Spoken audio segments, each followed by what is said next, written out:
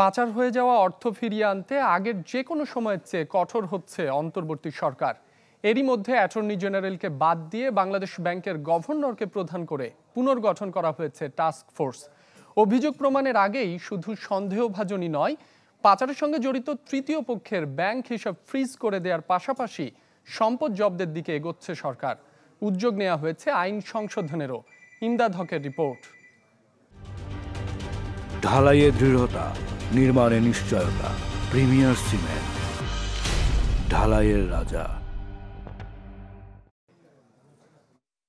দেশ থেকে টাকা পাচার হলে যোগান সংকটে ভোগে অর্থনীতি, তৈরি হয় সংকট, খরচ চালাতে ঋণ নিতে বাধ্য হয় সরকার।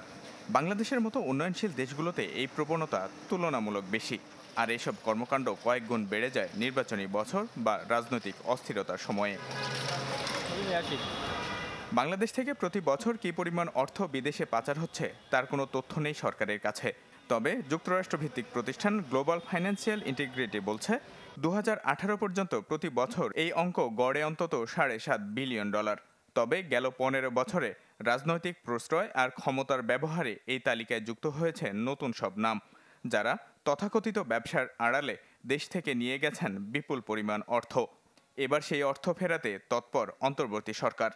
সেই ধারাবাহিকতায় 2023 সালে অ্যাটর্নি জেনারেলের নেতৃত্বে গঠিত কমিটি ভেঙে গভর্নরকে প্রধান করে দেওয়া হলো নতুন পর্ষদ। যারা সাধারণত অর্থ পাচার করে, খুব বড় ধরনের, যারা প্রাতিষ্ঠানিক ভাবেই তারা অনেক বড়, তারা যখন পাচার করে তারা কিন্তু আটঘাট বেঁধেই কাজগুলো করে। সুতরাং তাদেরকে আইনের আওতায় এনে কিছু করা কঠিন হবে। আমাদের আইন অনুযায়ী যে অর্থ পাচার হবে, যিনি পাচার করবেন তাকে তো জবাব দিতে আনতেই হবে, এবং সেটার জন্য প্রক্রিয়া আছে, এবং সেটা শাস্তি 14 বছর পর্যন্ত কারাদণ্ড হতে পারে।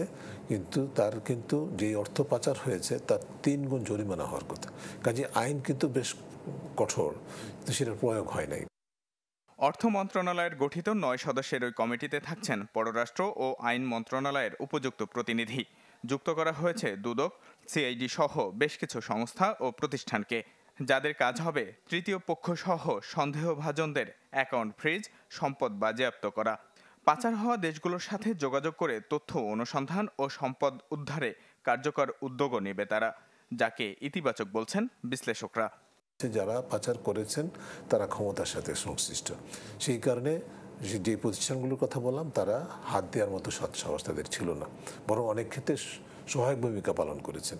যেসব দেশে যাচ্ছে তাদের সাথে যদি একটা দ্বিপাক্ষিক বিষয়ে সহমতে পৌঁছতে পারি, এবং তারা যদি বলে যে না, আমরা সাহায্য করব যারা বাংলাদেশ থেকে এভাবে পাচার করে ওখানে বিনিয়োগ করেছে, তাদেরকে যদি আমরা শনাক্ত করে দিতে পারি, তারা আমাদেরকে লিগালি কোনোভাবে সাহায্য করতে পারে। যেহেতু সরকার সদিচ্ছা আছে বলে মনে হচ্ছে অর্থ ফেরত আনার ব্যাপারে, এই কাজটি খুব কঠিন, অসম্ভব বলে মনে হচ্ছে না।